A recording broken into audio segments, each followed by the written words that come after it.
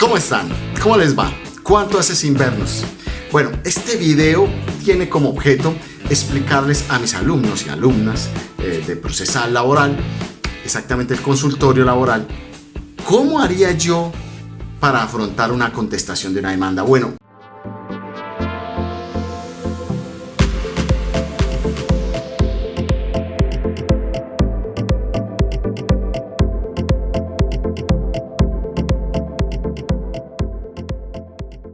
lo primero sería, el consejo número 1, primero leer detenidamente esa demanda, ¿sí? Voy a mirar hechos, voy tomando anotaciones, pretensiones. Si yo quiero ser rápido y decirle a mi cliente de qué lo están demandando, pues de una vez voy a las pretensiones, listo. Y ahí identifico exactamente cuál es esa principal pretensión, que es la que identifica de qué va a tratar el litigio, listo. 2.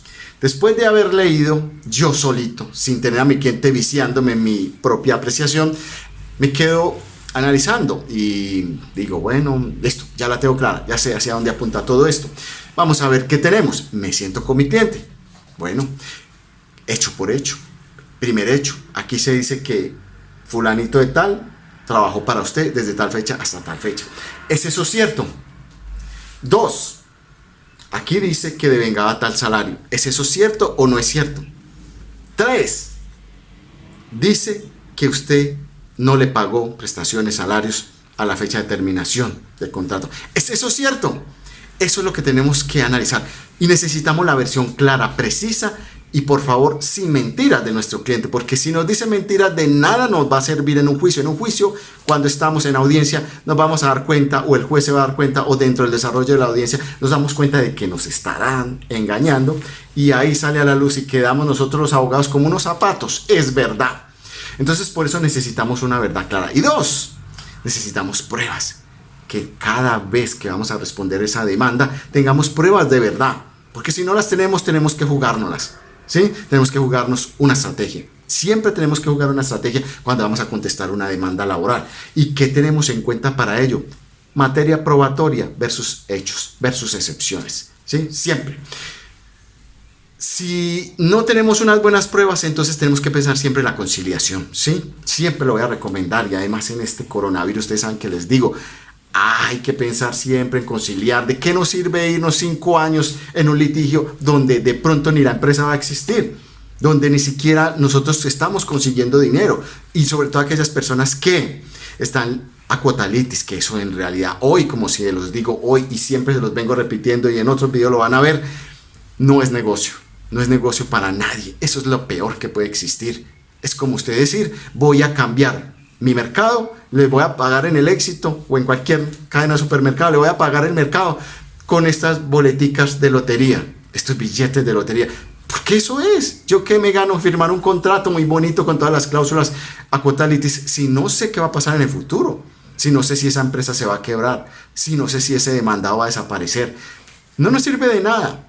El dinero hoy es cuando cuenta, no mañana. Y si no, miren el coronavirus, nos mandaron para la casa y muchos no tenían efectivo. Y muchos de esos que traen a cuota litis son los que más fregados están en este momento. Entonces, señores, a reevaluar eso. Nada de cuota litis. Trabajen de pronto cuota mixta, ¿sí? Que es la más recomendable, donde yo más me muevo, ¿sí?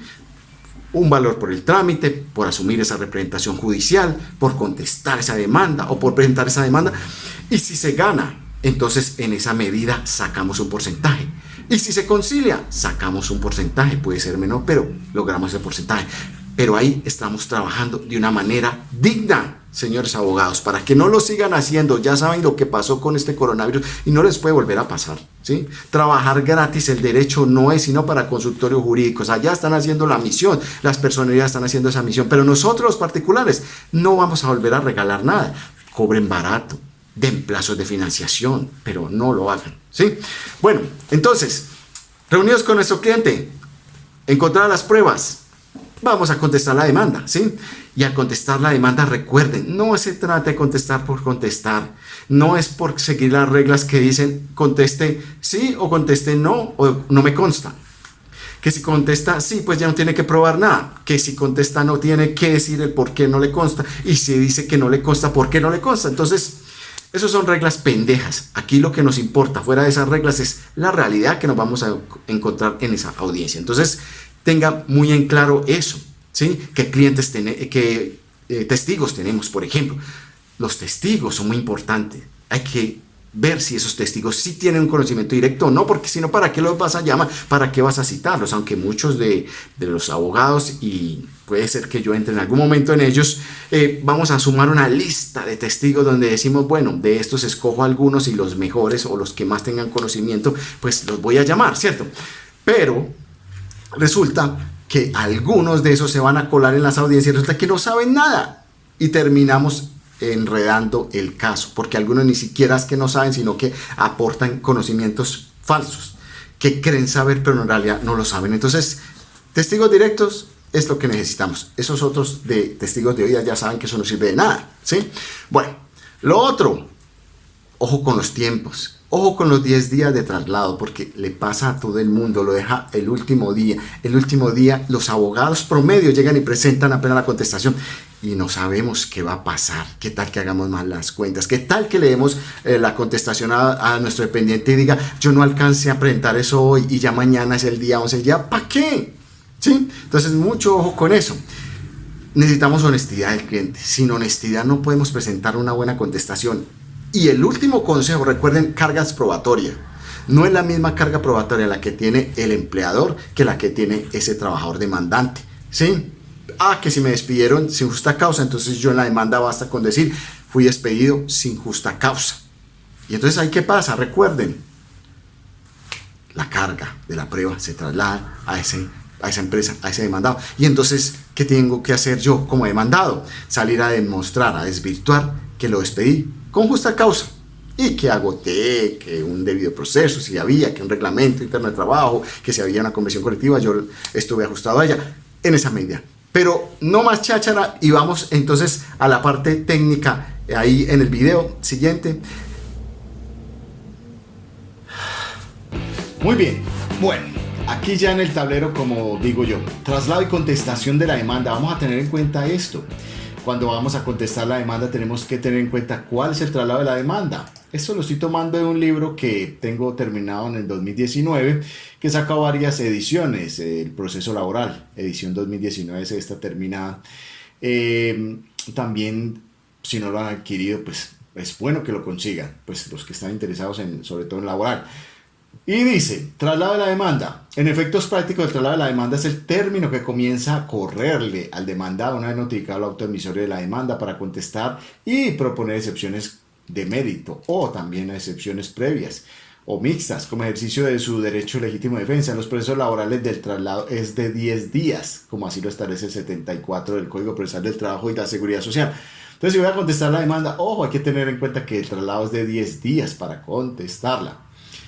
Entonces, esta contestación, ¿qué viene siendo? Pues la oportunidad procesal para que el demandado ejerza su defensa frente a lo que se dice en la demanda a través de un escrito cuando se trata de procesos ordinarios de primera instancia o incluso de manera oral cuando se trata en procesos ordinarios de única instancia, que también se puede hacer oral, ya saben, en procesos de única instancia. Bueno, ¿qué debe contener entonces esa contestación? ¿Qué es lo que nos reúne en esta oportunidad? La contestación de la demanda laboral debe cumplir con los siguientes requisitos y empezamos con el primero. Nombre y domicilio. El escrito de contestación entonces debe llevar el nombre del demandado, su domicilio y dirección. Listo. Nombre de demandado. Pues normalmente lo podemos establecer aquí. Apoderado de la demandada tan y tan y tan. Estos. ¿Sí? Aquí hay, en este caso, que es tomado un caso real, pero aquí le suprimimos datos. Entonces diríamos que en representación de estos dos, y este estaría siendo el nombre del demandado o demandadas en este caso. Domicilio y dirección. Domicilio y dirección constan por aquí abajo en la demanda. Normalmente lo establecemos acá, ¿sí? Donde dice direcciones y notificaciones. Pero también puede constar aquí, debe constar aquí, donde se encuentra demandada, pues puede ser que lo establezca aquí de una vez, en esta parte del encabezado, pero no hay necesidad, pues ya sabemos dónde va técnicamente. El 2, pronunciamiento frente a los hechos de la demanda. Acuérdense de esto, dicho escrito de contestación de conformidad con el artículo 31 del Código Procesal del Trabajo debe contener un pronunciamiento expreso y concreto a cada uno de los hechos de la demanda. Ahí se manifiestan entonces las razones de la respuesta, bien sea admitiendo, negando o manifestando que no le consta dicho hecho. Si no se plantea en la contestación de cada hecho las razones de la negativa o del por qué no le consta un hecho, la consecuencia será, como ustedes saben, se tendrá como probado el respectivo hecho o hechos de la demanda que pretende ese numeral. Entonces aquí, por ejemplo, establecemos aquí una cápite que dice a los hechos. Entonces aquí es donde técnicamente estamos contestando la demanda. Es parcialmente cierto. Entonces ustedes se preguntarán, bueno, la forma de contestar la demanda es cierto, no es cierto, o no me consta técnicamente, pero miren, aquí ponemos es parcialmente cierto. ¿Y esto por qué sucede? Y es viable y es técnicamente procedente. Porque puede ser que dentro de los hechos de la demanda se establecieron varios hechos y puede que uno o varios de ellos sean ciertos y puede que otros u otro no sea cierto, y entonces en esa medida en el que es cierto, pues digo, es cierto. Y puedo decir que prestó los servicios en favor de mis propiedades. Bueno, es cierto, aquí lo estamos afirmando. Pero puede decir que es cierto y ya con eso estoy diciendo sí es cierto, pero tengo que establecer, porque hay varios hechos, a qué hecho me refiero a qué es cierto. Y lo que no es cierto, aquí lo refiero. No es cierto que los servicios los haya prestado en la fecha establecida. Bueno, estamos discutiendo aquí las fechas, entonces en esa medida, por eso es que aquí ponemos parcialmente cierto, no lo trae la norma, pero al estar compuesto dicho numeral en la demanda por varios hechos, entonces en esa medida es procedente parcialmente cierto, porque eso nos indica que hay una parte que es cierta y otra parte que no es cierta, que no admitimos, y establecer las razones. Bueno, sigamos aquí en nuestro libro. Numeral 3, pronunciamiento frente a las pretensiones. Entonces debe realizarse un pronunciamiento expreso frente a las pretensiones planteadas por el actor en su demanda. Entonces, eso es una cápite y lo ponemos normalmente quienes llevamos muchos años en el litigio, oposición a las pretensiones, pero podría ser que ahí dijera pronunciamiento frente a las pretensiones, como lo dice técnicamente la norma. No está mal de uno ni otro. El juez de todas maneras tiene la obligación de interpretar la demanda. Eso dice la jurisprudencia de la Corte Suprema. Miren aquí. Entonces, aquí podría decir uno, de conformidad con la contestación de la demanda y los hechos establecidos, se presenta oposición a las siguientes. Entonces yo digo, me opongo a estas, respecto al tiempo de labores, en la forma en que le laboró, respecto a cómo le pague las prestaciones, respecto a una pretensión subsidiaria que hay por allá, entonces presento oposición. Bueno, listo. En esa medida entonces hago un pronunciamiento frente a las pretensiones. ¿Cómo debe ser? Pues la verdad, la norma no lo trae y entonces esto es una forma aceptable de hacerlo, pero ustedes también podrán, otros dirán, me opongo a todas las pretensiones. Algunos lo hacen así, pero si yo miro la norma como tal, me establece que debo hacer un pronunciamiento expreso frente a las pretensiones. Entonces muchos se refieren a cada pretensión, una por una. La verdad no es necesario. En este caso, por ejemplo, técnicamente se eligieron de las que en realidad hay oposición, porque en los hechos ya se estableció cuáles se están aceptando, cuáles se dicen ser ciertos. Entonces, ¿para qué pronunciarme nuevamente frente a ello? No, me voy a referir frente a las que yo me estoy oponiendo. Eso sería como más técnico y una manera más precisa y concisa como lo ordena el Estatuto Procesal Laboral. Bueno, sigamos. Cuando hablamos del numeral cuarto, que dice los hechos, fundamentos y razones de derecho de la defensa, nos estamos haciendo referencia a esta parte que va aquí en la demanda. Mírenlo acá. Fundamentos y razones de derecho. Tanto en la demanda como en la contestación hay que establecer los fundamentos y razones de derecho. ¿Qué nos está indicando esta exigencia? Que no basta con citar la norma, sino que además debo decir la razón del derecho. ¿Cómo lo interpreta uno? Como la norma no lo dice, pues debe entenderse como cómo opera la norma en el caso concreto. Y entonces en esa medida hacemos alusión a estos fundamentos sobre los cuales yo establezco tanto mi contestación como mis excepciones, ¿sí? Entonces, en esa medida, como les digo, no es solo citar una norma, sino además establecer cómo opera la norma y cómo, en este caso, entonces, me da la razón de mi defensa, ¿sí? Esas son razones de derecho. Si ustedes se van a Código Penal del proceso, en esos procesos, basta con citar los fundamentos, no nos piden esta exigencia. Esta exigencia es propia del Estatuto Procesal Laboral. Bueno, Entonces ustedes ya aquí establecen normas, si es jurisprudencia, pues ya dicen qué parte de la jurisprudencia y cómo aplican el caso que ustedes hacen referencia, como dice acá, mira aquí por ejemplo necesita Corte Suprema de Justicia, la sentencia en específico. Listo, seguimos. ¿Qué dice el quinto de la contestación? El requisito quinto dice la petición en forma individualizada y concreta de los medios de prueba. Aquí están, miren, pruebas y anexos. Muchos lo van a poner pruebas primero y después van a poner anexos. Quienes llevamos litigando mucho tiempo y no es improcedente, establecer pruebas y anexos puede ser en uno mismo, porque si ustedes van a la práctica van a ver que esas pruebas, si no son pruebas que estén dentro ya del expediente, pues van a ser pruebas de nosotros y normalmente son documentales. Y estos son ya los anexos como tal, ¿cierto? Cuando estamos hablando de anexos, pues estamos diciendo aquí con el expediente va esto. Y esos son traducciones, pruebas documentales, porque ya las testimoniales como tal, pues ya se practicarán en la audiencia. Aquí solo citaría entre los testigos, pero en esta parte es válido establecer una cápita de pruebas y anexos. Entonces aquí, por ejemplo, pues, documentales. ¿Cuáles tenemos aquí? Poder conferir a mi favor. Puede ser que usted ya se haya notificado como apoderado del demandado y entonces no tenga que presentarlo ya con la contestación. Un documento de liquidación, un recibo de caja, bueno, todos los documentos que ustedes consideren que deben ir apoyando su contestación. ¿Sí? De eso se trata. Y en forma individualizada, como ven, van por numerales. ¿Sí? Van por numerales. Uno, si es técnico, puede decir que esta prueba tiene el valor tal. Con esto yo podría decir que si fuera más técnico, le daría de una vez el valor probatorio y estaría diciendo que para que la liquidación de prestaciones se realizó de mutuo acuerdo, como se dice acá. Listo, entonces yo puedo decir que ese es el valor probatorio de que efectivamente existe prueba y que me da la razón de una liquidación ya realizada, por lo cual no procedería entonces la liquidación que se exige dentro de la demanda, si fuera el caso. Listo. Vámonos al sexto. El numeral sexto de la contestación nos exige excepciones que pretenda hacer valer debidamente fundamentadas. Excepciones. Y las excepciones están aquí arriba. Normalmente las establecemos seguidas del pronunciamiento de las pretensiones. Excepciones de mérito. Como ustedes saben, puede ser excepciones de mérito, también podría ser excepciones previas. Otro acápite de excepciones previas aquí. Puede ser, hay excepciones mixtas, también se puede proponer como excepciones mixtas. En este caso se escogieron excepciones de mérito y aquí, por ejemplo, hay una buena fe del accionado. Si ustedes me preguntan, ¿estas excepciones son taxativas? Pues no.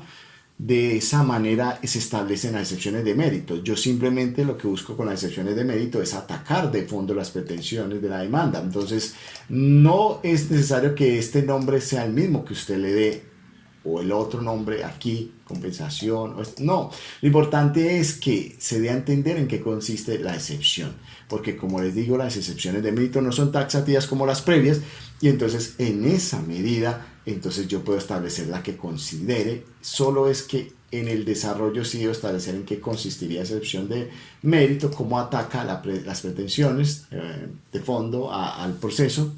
Y en esa medida entonces el juez ya entenderá a la hora de dictar la sentencia cómo va a aplicar estas excepciones.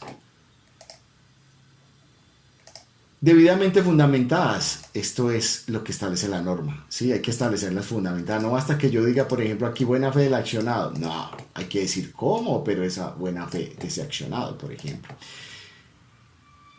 Se recomienda que aunque la jurisprudencia es flexible frente al hecho de no fundamentar las excepciones, el artículo 31 sí lo exige como tal esta formalidad. Por esto, un despacho judicial no lo pensaría dos veces para devolver la contestación y requerir al litigante para que supla tal vacío en el término de 5 días que ustedes ya saben que es.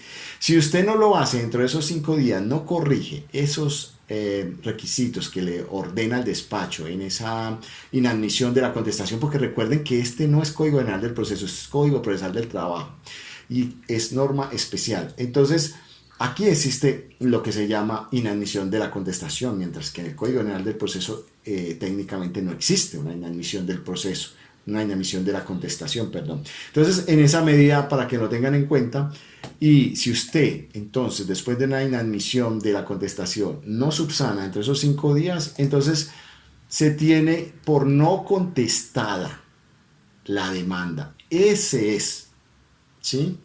Esa es la connotación. Entonces, para que lo tengan en cuenta, porque esto le puede suceder y me ha tocado ver cómo le sucede a personas que no subsanan y después sale un auto diciendo se tiene por no contestada la demanda, solo por no hacerle caso a la subsanación que le exige el despacho. ¿Qué anexos debe llevar una contestación? Pues aquí ya habíamos visto dentro de esto más o menos en el acápite que denominamos aquí pruebas y anexos, los documentos. Entonces está el poder, aquí está el poder, ¿vale? Acá. Pruebas documentales, sí, a las acá. ¿Qué se dice sobre las pruebas documentales? Deben aportarse entonces todas las que el demandado tenga en su poder, ¿sí? El despacho deberá hacerlo saber mediante auto para que en el término de 5 días del demandado los allegue, so pena de tenerse por no contestada la demanda. Esto es en el caso que en la demanda me soliciten pruebas que se alegan que yo como demandado, puede ser una empresa, tengo estos documentos y los debo aportar con mi contestación. Entonces el juez también en ese caso puede inadmitir entre la contestación y le da 5 días para que aporte esos documentos solicitados en la demanda. Esto es una inversión de la carga de la prueba, obviamente. Pruebas anticipadas, las que se encuentren en poder del demanda, obviamente. Yo voy a aportar aquí las que se encuentren conmigo, que es por esta razón que nace este acápite. La prueba de la existencia de representación legal, ¿sí? Cuando se tratara de una persona jurídica de derecho privado, pues si ya fue aportada, pues yo ya no tendría que aportarla, pues el demandante ya la aportó. ¿Cuál es la consecuencia de la falta de contestación de la demanda? Miren que hay personas que reciben la notificación y se hacen los locos y dicen, no, pues que salga lo que quiera, yo no la paro por eso. La falta de contestación de la demanda dentro del término legal, ya sabemos que desde el día genera un indicio grave en contra del demandado. Y ahí sí les digo, bueno, el indicio grave del contra del demanda parece menos grave no contestar la demanda que contestarla efectuosamente y que me la inadmitan y después me digan se tiene por no contestada. Entonces, téngalo en cuenta que es más delicado esa situación. ¿Qué más les puedo yo decir de todo esto? Bueno, recuerden que dentro de las pruebas, pues las más usadas son testimoniales, ¿sí? Recuerden que cuando cito testigos, debo establecer de quién se trata el testigo. No necesito la cédula. Esto pues hay gente que es muy exagerada y la verdad no se necesita porque la norma no lo exige. Esto es del Código Penal del Proceso. El teléfono tampoco. Además porque no sabemos qué pase con ese testigo. A veces sucede que en casos muy extremos se llaman a los testigos, se les convence de decir otra cosa, se les amenaza, no sé, cualquier cosa. Pero lo que sí exige la norma es el domicilio. ¿Dónde está domiciliado ese señor? Bueno. El objeto de prueba. Esto también lo exige, esto sale del Código General del Proceso, no dentro del Código Procesal del Trabajo. Si yo fuera bien técnico y como soy especialista en procesal, diría que esto es un requisito que si me lo exigen en un despacho laboral no tendría sentido que me inadmitieran por esta razón o que posteriormente me rechacen por esta razón. ¿Por qué? Porque esto no está establecido como tal en los requisitos del Código Procesal del Trabajo. Si bien está en el Código Penal del Proceso, no está en el Código Procesal del Trabajo y es allí donde deben estar porque hay normas precisas de cómo debe estar compuesta la contestación de la demanda so pena de inadmisión. Entonces, si ya están allá, ¿yo por qué voy a traer este? Solamente para pulir un poco, pero en realidad no es obligatorio. No es obligatorio en la cita técnica, pero si ustedes me preguntan esto cómo lo están manejando, algunos despachos admiten sin establecer yo de qué va a declarar cada testigo. Y entonces aquí en esta parte, en este encabezado, yo digo que los testigos declararán sobre los hechos de la demanda y en mi concepto y el concepto y la línea jurisprudencial que lleva la Corte Suprema, bastaría con eso. Pero les digo, en muchos despachos te van a inadmitir por esto. Entonces, si puedes establecer de una vez sobre qué va a declarar cada testigo, en esa medida te vas a ahorrar un dolor de cabeza y una inadmisión. Listo. Interrogatorio de parte, sí, también puede haber. También hay declaración de parte, como lo establece el Código Penal del Proceso. Algunos despachos lo admiten, otros no. Sigamos. Aquí hay una posición a un reconocimiento de firma. Bueno, esto es la forma de una aportación de prueba donde, bueno, se dice, bueno, la forma idónea era cotejo de letras o firma, entonces no se tenga en cuenta esa solicitud probatoria. Eh, Pruebas en poder de la parte demandada, entonces esto es una cápite y entonces yo aquí pues establezco que estoy aportando lo que me están solicitando en la demanda.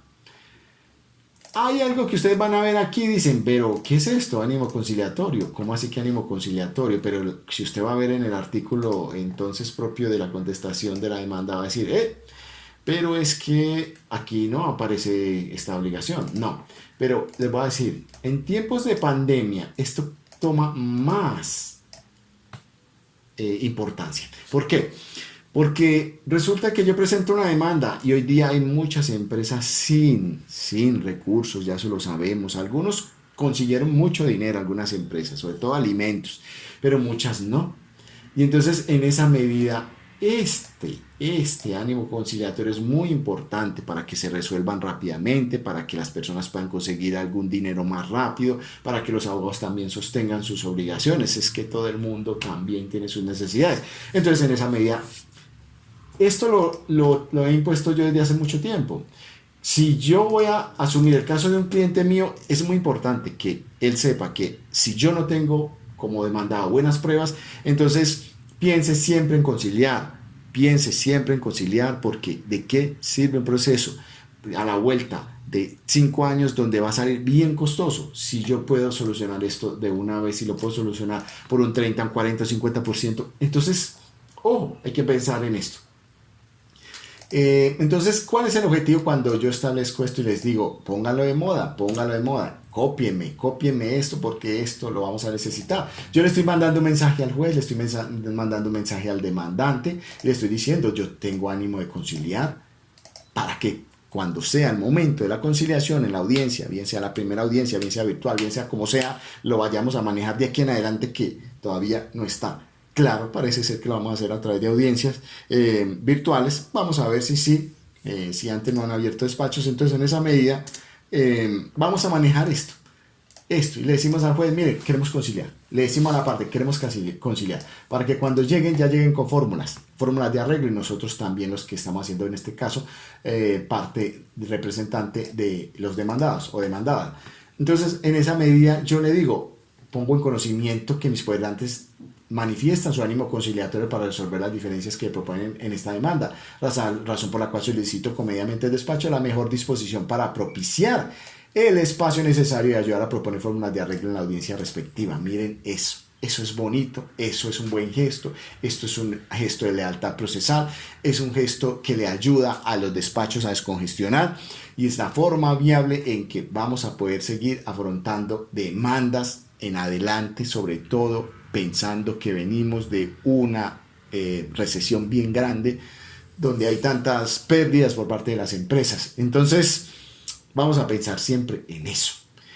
El que esté pensando que va a ir a demandar y se va a demorar 5 años, esto ya no es viable, demorarse tanto. No, lo viable es mírenlo, conciliar.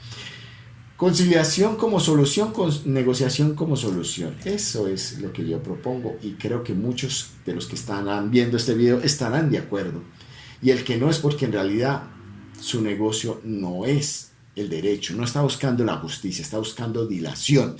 Y ese es otro tipo de negocios que a la larga puede salir muy costoso, pero algunos empresarios son muy dados a esto y buscan ese tipo de abogados. Eso, la verdad, he visto tantos casos, cómo salen de grandes después las sentencias, como otras se pueden ganar, también hay otras que pierden y cuando se pierde muy duro. Entonces, la verdad, no tiene mucho negocio eso. No vendan ese servicio así. Direcciones y notificaciones. Bueno, en este acápite establecemos la dirección del apoderado, que la dirección del apoderado cuando la establecemos, tenemos que poner fuera del teléfono, tenemos que establecer también el correo electrónico. Es muy importante, nos lo van a exigir. Y lo exige la norma del Código Penal del Proceso, que es la que establece esto. Y fuera de eso, hay que establecer los del demandante, pero el demandante ya los estableció. Pero entonces, ¿qué pasa con los demandados? Hacemos lo mismo. Le ponemos el teléfono y le ponemos aquí también el correo, porque las empresas, si fuera una empresa, normalmente tiene correo electrónico, y si es un empleador también debe normalmente tener un correo electrónico. Lo establecemos allí. Si de pronto por alguna razón es una persona que se está mandando como empleador y de verdad no tiene un correo, entonces aquí lo afirmamos en esta parte, afirmamos que no tiene correo electrónico. Listo, ya viene la firma, la identificación del apoderado. Eso es básicamente y rápido el cómo se debe contestar una demanda laboral de acuerdo a lo procesalmente y lo técnico. Este modelo pues es utilizado de una manera genérica y aparecen muchas circunstancias específicas, pero teniendo en cuenta que estamos analizando solo los aspectos técnicos como tal y requisitos de la contestación. Entonces hasta ahí iría este video. Normalmente les diría que voy a hacer otro siguiente, pero vamos a ver cómo se van presentando las cosas y miramos qué otros videos complementarios al respecto vamos sacando. Como les digo, quienes somos litigantes, y cuando uno es buen litigante está siempre muy ocupado. Entonces, en la medida que este canal se pueda mover, se pueda monetizar, autosostener con sus likes, con sus compartir, shares, con sus suscripciones, en esa medida vamos a poder tener un canal viable y vamos a estar explicando cositas más técnicas como estas, que en realidad son de mucha ayuda para las personas, para abogados que apenas empiezan a elaborar, para abogados que apenas empiezan, para estudiantes de derecho, para inquietos que quieren conocer. Recuerden que hay demandas laborales que pueden poner en causa propia, y recuerden que no lo recomiendo porque no saben ustedes cómo se maneja una demanda. Y entonces yo digo, ay no, es que yo no voy a ahorrar el abogado y presento la demanda. ¿Eso para qué? Si usted no sabe ni siquiera qué son excepciones, no sabe ni siquiera cómo se maneja la audiencia, no sabe qué decir, cuando le entra al lado ni siquiera va a saber qué decir. Entonces, ¿para qué perder el tiempo? Y puede ser que llega un lobo, una fiera de alto conocimiento, de alto bagaje como el que le está hablando, y se lo lleva por los cachos, como decimos. Entonces no pierda el tiempo en eso, contrate un abogado, pague un abogado, o si no tiene cómo, pues negocie con él. Hay muchos abogados. Listo, de todas maneras, aquí estoy. Cualquier propuesta de algún video, cualquier inquietud, cualquier apreciación que ustedes quieran hacer dentro de este video, pues bien puedan, ahí estar el campo para que hagan sus anotaciones al respecto o sugieran temas. Y no se trata de este video de quién sabe más que quién, porque no nos creemos los que más sabemos, pero la experiencia sí se nota, y la experiencia es importante para poder realizar estos videos, y eso es lo que estamos compartiendo, experiencia. Estos son modelos básicos, son formas básicas, hay muchas connotaciones específicas que se pueden presentar, y bueno, en cada hecho, pues en cada demanda, pues ya se analizarán en cada litigio. Espero que este video les haya servido bastante, y no olviden darle like, activar la campanita. Recuerden que asesoramos hasta gratis personas que no tienen recursos hoy, ¿sí? Pero solo preguntas generales, no las preguntas específicas del caso, que mire aquí tengo estos documentos, que léame esto, ¿sí? De todas maneras hay formas de negociar con nosotros. Por ejemplo, siempre hay formas de negociar, siempre hay formas de tratar. Recuerden que este canal es importante que se suscriban, que le den like, que compartan, porque es la única forma en que vamos a poder seguir presentando videos de este contenido, porque de resto estamos muy ocupados. Los abogados, bueno, no tenemos tiempo. Entonces, para sacar un video de esto necesitamos apretar nuestras agendas. Entonces, aprovechenlo bastante, denle like, compartan, porque de esa manera el canal se vuelve autosostenible y es la única manera de continuar así. Entonces, no les quito más tiempo, nos estamos viendo en una próxima. Les habló Alex Valencia, y ya saben que estoy en toda parte, pero no es sino buscar Valencia Grandes Abogados o Alex Valencia en Google, y van a encontrar muchos de los contenidos. Estamos en Blogger, un sitio propio, estamos en YouTube, estamos en Instagram. Entonces, en todas esas redes, ahí los invito. Nos estamos viendo, no les quito más tiempo. Saludos.